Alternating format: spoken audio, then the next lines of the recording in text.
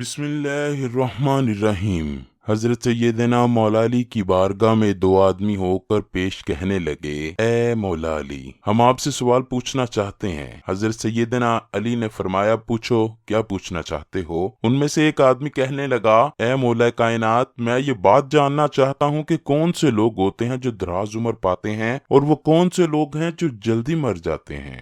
دوسرا آدمی بولا، اے علی، میری بیوی اب مجھ سے پیار نہیں کرتی، وہ مجھ سے نفرت کرتی ہے۔ مجھے کوئی ایسا عمل بتائیے جس پر میں عمل کروں اور میری بیوی مجھ سے پیار کرنے لگ جائے، میں اپنی بیوی کی نظروں میں عزت پا سکوں۔ حضرت سیدنا مولا علی نے پہلے بندے کے سوال کا جواب دیتے ہوئے فرمایا، دو طرح کے لوگ ہیں جو جلدی مرتے ہیں۔ ان میں سے ایک اس طرح کے لوگ ہیں جو بہت زیادہ غصہ کرتے ہیں اور چھوٹی چھوٹی باتوں میں غصے میں رہتے ہیں، چھوٹی چھوٹی باتوں پر غصہ کر کے بڑے بڑے نقصان میں مبتلا ہوتے ہیں۔ غصہ کرنے والے بندے اللہ تعالیٰ اور اس کے رسول کو سخت ناپسند ہیں۔ جلدی غصہ کرنے والے کو کوئی بھی پسند نہیں کرتا۔ غصہ کرنے والی کی مثال ایسی ہی ہے جیسے ماچس کی تیلی ہوتی ہے جو کسی کو جلانے کے لیے پہلے خود جلتی ہے۔ حضرت سیدنا علی نے فرمایا کہ غصہ کرنے والا شخص ہر وقت بے چین رہتا ہے، اس کو نہ نیند آتی ہے نہ اس کو سکون ملتا ہے، وہ ہر وقت اپنے ہی کیے پر جلتا رہتا ہے۔ غصہ کرنے والا دوسروں کے نسبت جلد بیماریوں میں مبتلا بھی ہوتا ہے اور یہ بیماریاں غصہ کرنے والے شخص کی موت کا سبب بھی بنتی ہیں۔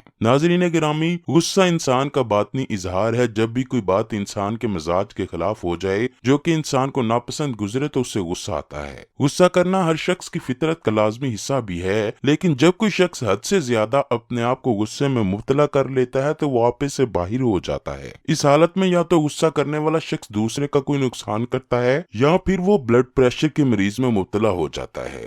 غصہ کرنے والوں کو مختلف علامات کا سامنا بھی کرنا پڑتا ہے۔ اس کا بلڈ پریشر کا ہائی رہنا شروع ہو جاتا ہے، اس کا چہرہ زرد پیلا رہتا ہے، اس کے دل کی دھڑکن بہت تیز رہتی ہے جس سے دل کا دورہ پڑنے کا بھی خطرہ ہو جاتا ہے۔ ایک بندہ رسول اللہ صلی اللہ علیہ وآلہ وسلم کی بارگاہ میں حاضر ہوا اور کہنے لگا، اے اللہ کے نبی، مجھے کون سا عمل کرنا چاہیے کہ میں اللہ کو راضی کر سکوں؟ رسول اللہ صلی اللہ علیہ وآلہ وسلم نے فرمایا، اے اللہ کے بندے، تم غصہ نہ کیا کرو تو اللہ بھی تم سے غصہ نہیں کرے گا۔ جو بندہ اپنی نظر کو نیچے رکھتا ہے، ہر وقت ادھر ادھر دیکھتا نہیں رہتا، تو اس کو بھی موت جلد گھیر لیتی ہے۔ جو شخص دنیا دار ہوتا ہے اور ہر وقت دنیا کے مال و دولت اور دنیا کی خواہشات اپنے دل میں لیا پھرتا ہے، تو ہر وقت اپنی خواہشات کو پورا کرنے میں لگا رہتا ہے، تو اس کو بھی موت جلد آ جاتی ہے۔ جو بندہ اپنے نفس کی خواہشات میں مبتلا رہتا ہے، اپنی جنسی خواہشات کو پورا کرنے کی کوشش میں لگا رہتا ہے اور اس کے پیچھے موت لگ جاتی ہے، جب تک کہ وہ بندے کی روح قبض نہ کر لے تب تک موت پیچھے نہیں ہٹتی۔ اپنی جنسی خواہشات کے پیچھے بھاگنے والے کو بھی جلدی موت آ جاتی ہے۔ حضرت عائشہ سے مروی ہے کہ میں نے رسول اللہ سے دریافت کیا کہ اے اللہ کے نبی، عورت اور مرد پر سب سے زیادہ کس کا حق ہے؟ اللہ کے نبی نے فرمایا، اے عائشہ، عورت پر سب سے زیادہ حق اس کے خاوند کا ہے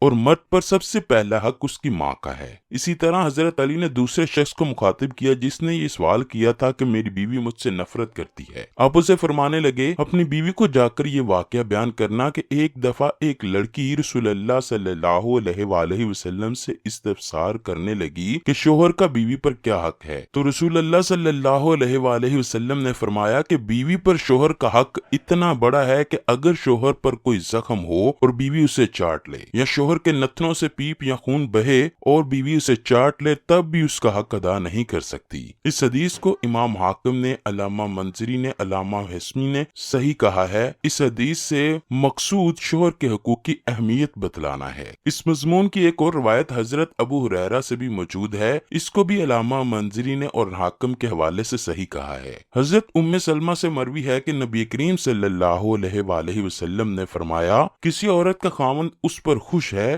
اس حالت میں عورت کو موت آ گئی تو وہ عورت جنت میں داخل ہوگی۔ اگر عورت کا خاوند اس سے ناراض ہے تو عورت کی اس حالت میں موت آئی تو وہ جہنم میں داخل ہوگی۔ 5 وقت کی نماز ادا کرنا ہر مسلمان پر فرض ہے۔ رسول اللہ کا فرمان ہے کہ اللہ کا حکم ہے کہ اس وقت تک جنگ کرو جب تک لوگ اس بات کو تسلیم نہ کر لیں کہ اللہ ہی ہر چیز پر قادر ہے، اس کے سوا کوئی عبادت کے لائق نہیں، وہی خالق و مالک ہے۔ رسول اللہ کے نبی ہیں۔ جب وہ نماز قائم کرنے لگ جائیں اور زکوٰۃ دینا شروع ہو جائیں تو ایسے لوگوں کا جان و مال محفوظ رہتا ہے۔ دلوں کے راز تو اللہ بہتر جانتا ہے، انسان کے دل کا ذمہ اللہ پر چھوڑ دو۔ اللہ سے دعا ہے کہ اللہ ہم کو نیک اعمال کرنے کی توفیق دے۔